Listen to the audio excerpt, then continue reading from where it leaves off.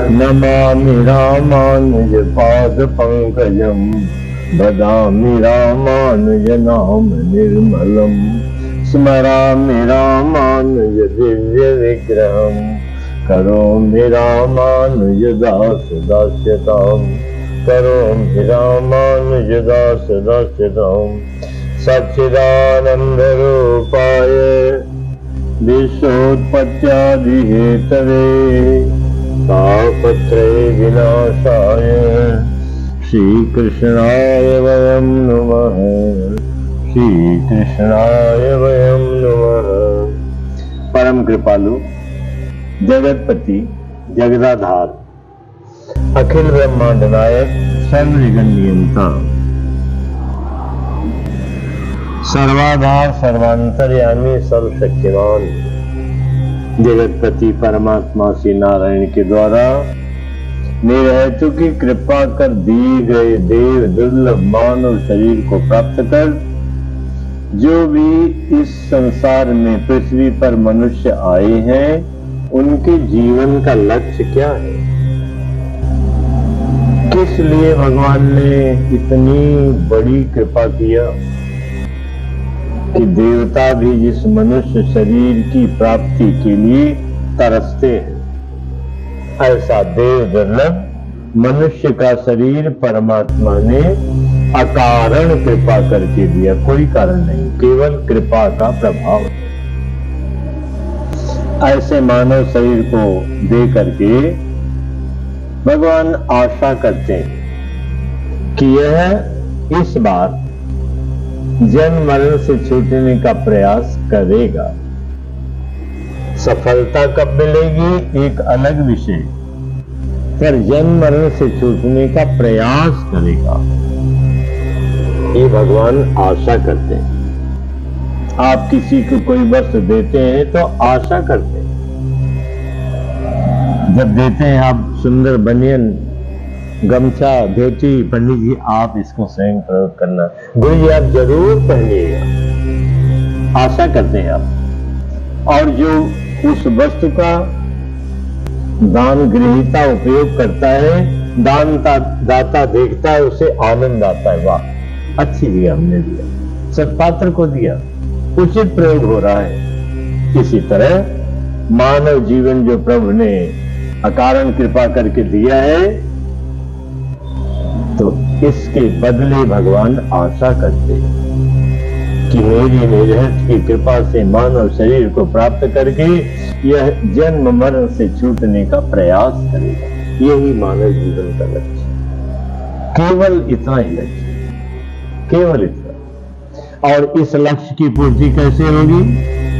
अंते नारायण स्मृति ही, मृत्यु के समय में भगवान का स्मरण आएगा, भगवान का नाम का उच्चारण होगा, यही आत्म कल्याण का कारण बन जाएगा। इतने के लिए ही सारे धर्म कर्म ज्ञान वैराग्य योग तपस्या सब कुछ केवल इतने के लिए। सारे शास्त्रों का निष्कर्ष केवल इतना है, अंते नारायण स्मृति, बस। इसी लक्ष्य को प्राप्त करने के लिए श्री वेदव्यास जी ने श्रीमद् भागवत महापुराण की रचना किया। श्रीमद् भागवत महापुराण, और श्रीमद् भागवत महापुराण इतना विशाल है जैसे समुद्र अगाध है, असीम है, अथाह है, अनंत है। ठीक इसी प्रकार श्रीमद् भागवत अथाह है, अनंत है, अपार है। आप विचार करो, जिस श्रीमद् भागवत महापुराण में 18,000 श्लोक हैं तो साधारण तो नहीं है ना, और वो भी श्लोक सामान्य नहीं है, बहुत से श्लोक सार गर्भित हैं। जैसे सूत्र बोला जाता है, हाँ भूख लगी है भोजन करेंगे, हो गया सूत्र। व्याख्या क्या हो गई? चावल मत बनाना, डॉक्टर ने मना किया है, रोटी बना देना, सब्जी उबली हुई बना, ये हो गई व्याख्या।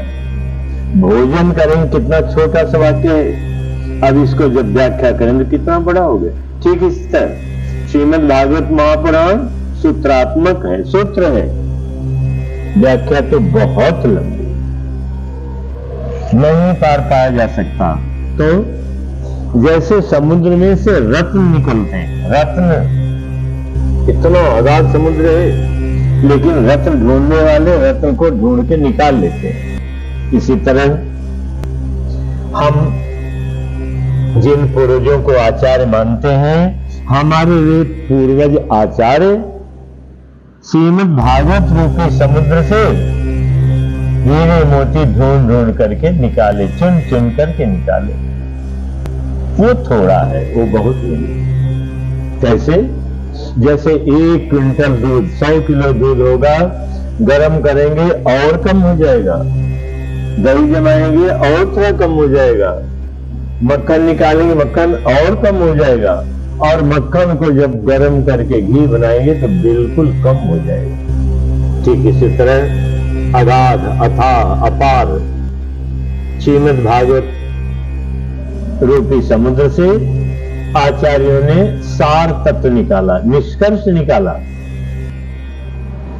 वही हम आप वर्णन करने का, श्रवण करने का और अपने जीवन में उतारने का प्रयास करेंगे। इसलिए जो प्रसंग प्रारंभ हो रहा है, इसका नाम है श्रीमद् भागवत सार। सार बोलते हैं तत्व को, निचोड़ को, निष्कर्ष को। जैसे बड़ी लंबी सी कहानी होती है, निष्कर्ष क्या निकलता है?